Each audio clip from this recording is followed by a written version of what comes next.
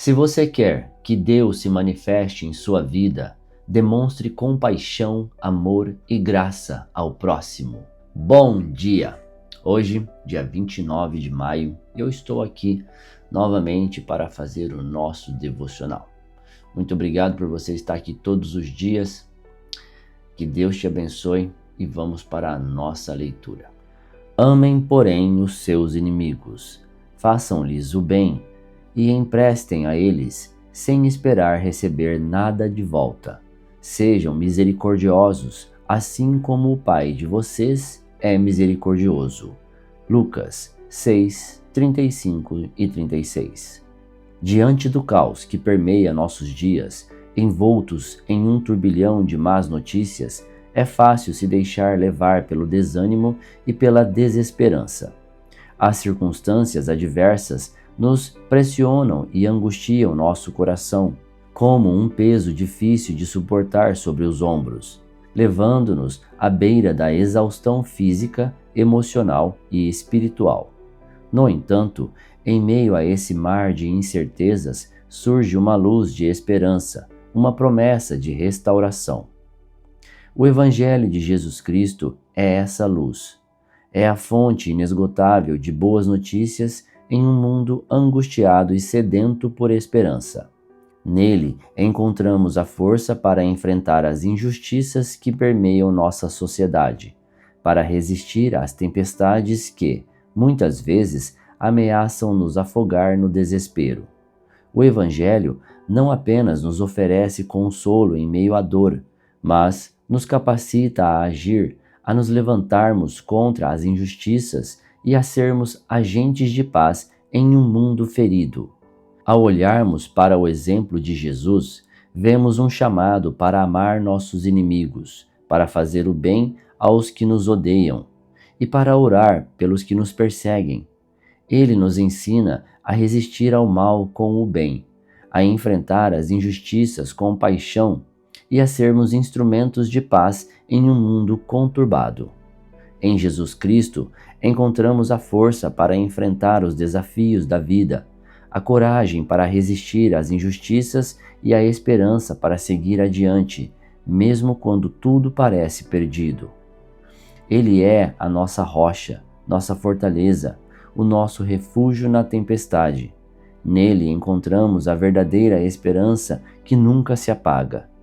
Nos dias mais escuros, lembre-se, com Jesus você nunca está só. Palavra-chave de hoje: compaixão. Leitura bíblica, Atos 21. Atos 21. Paulo vai para Jerusalém. Nós nos despedimos deles e fomos embora, navegando diretamente para a ilha de Cós. No dia seguinte, paramos no porto de Rhodes e dali continuamos até a cidade de Pátara, onde encontramos um navio que ia para a Fenícia. Então, embarcamos nele e seguimos viagem. Quando já podíamos ver a ilha de Chipre, navegamos ao sul daquela ilha e seguimos em direção à província da Síria. Chegamos à cidade de Tiro, onde desembarcamos, pois o navio precisava ser descarregado. Naquela cidade, encontramos alguns cristãos e ficamos com eles uma semana. Então, avisados pelo Espírito Santo, eles disseram a Paulo que não fosse para Jerusalém. Mas, quando chegou o dia de irmos embora, nós continuamos a nossa viagem. Aí, aqueles irmãos, com as esposas e filhos, nos acompanharam até fora da cidade. E todos nós nos ajoelhamos ali, na praia, e oramos. Depois de nos despedirmos, embarcamos no navio e eles voltaram para casa. Seguimos viagem, navegando da cidade de Tiro para Ptolemaida. Ali, encontramos e cumprimentamos os irmãos e passamos um dia com eles. No dia seguinte, partimos e chegamos à cidade de Cesareia. Ali, fomos para a casa do evangelista Filipe e ficamos com ele. Filipe era um dos 7 homens que haviam sido escolhidos em Jerusalém. Ele tinha 4 filhas solteiras que profetizavam. Alguns dias depois de nossa chegada, um profeta chamado Ágabo veio da região da Judéia.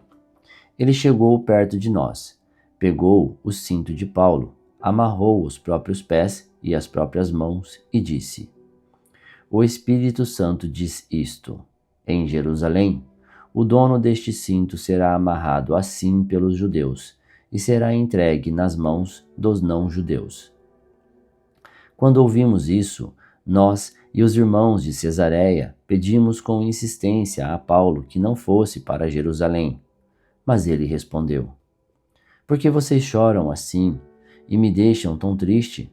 Eu estou pronto não somente para ser amarrado, mas até para morrer em Jerusalém pela causa do Senhor Jesus. E não conseguimos convencê-lo a não ir. Então desistimos e dissemos: Que seja feita a vontade do Senhor. Depois de passarmos alguns dias ali, juntamos as nossas coisas e fomos para Jerusalém.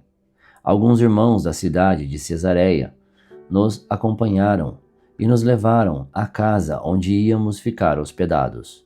O dono da casa era Menasson, natural da ilha de Chipre. Fazia muito tempo que ele era cristão. Quando chegamos a Jerusalém, os irmãos nos receberam com muita alegria. No dia seguinte, Paulo foi conosco até a casa de Tiago para se encontrar com ele, e todos os presbíteros da igreja estavam presentes ali. Então, Paulo os cumprimentou e deu um relatório completo de tudo o que Deus tinha feito por meio dele entre os não-judeus. Depois de o ouvirem, todos eles deram graças a Deus e disseram a Paulo: Veja bem, irmão, há milhares de judeus que se tornaram cristãos e todos eles são fiéis à lei de Moisés. Eles ouviram dizer que você ensina os judeus que moram em outros países a abandonarem a lei, dizendo a eles que não circuncidem os seus filhos, nem respeitem os costumes dos judeus. O que vamos fazer? Com certeza, eles já ouviram dizer que você chegou. Portanto, faça o que vamos dizer. Estão aqui entre nós 4 homens que têm de cumprir uma promessa a Deus. Então vá, tome parte com eles na cerimônia de purificação e pague a despesa para que eles possam rapar a cabeça. Assim, todos saberão que não é verdade o que você diz. Pelo contrário, vão ficar sabendo que, de fato, você vive de acordo com a lei de Moisés. Mas, quanto aos não-judeus que se tornaram cristãos, nós já mandamos uma carta a eles dizendo o seguinte: Não comam carne de animais que foram oferecidos em sacrifício aos ídolos, nem sangue, nem carne de nenhum animal que tenha sido estrangulado. E também não pratiquem imoralidade sexual. Então Paulo falou com os 4 homens e no dia seguinte tomou parte com eles na cerimônia de purificação. Depois entrou na área do templo para avisar quando iam terminar os dias da purificação, isto é, a ocasião em que cada um dos 4 homens deveria oferecer o seu sacrifício. Quando os 7 dias da purificação estavam para acabar, alguns judeus da província da Ásia viram Paulo na área do templo. Então atiçaram a multidão, agarraram Paulo e começaram a gritar: Israelitas, nos ajudem! Este é o homem que vai pelo mundo inteiro falando a todas as pessoas e dizendo mentiras contra o povo de Israel, a lei de Moisés e este templo. E agora ele está trazendo não-judeus para dentro da área do templo, profanando assim este lugar santo. Eles disseram isso porque tinham visto Trófimo, que era de Éfeso, na cidade com Paulo, e pensavam que Paulo o havia levado para dentro da área do templo. A confusão se espalhou por toda a cidade, e o povo veio correndo de todos os lados. Eles agarraram Paulo e o arrastaram para fora da área do templo e fecharam os portões. Quando a multidão já ia matar Paulo, o comandante das tropas romanas recebeu a notícia de que toda a cidade de Jerusalém estava em revolta. Então reuniu depressa alguns oficiais e soldados e correu para o meio do povo.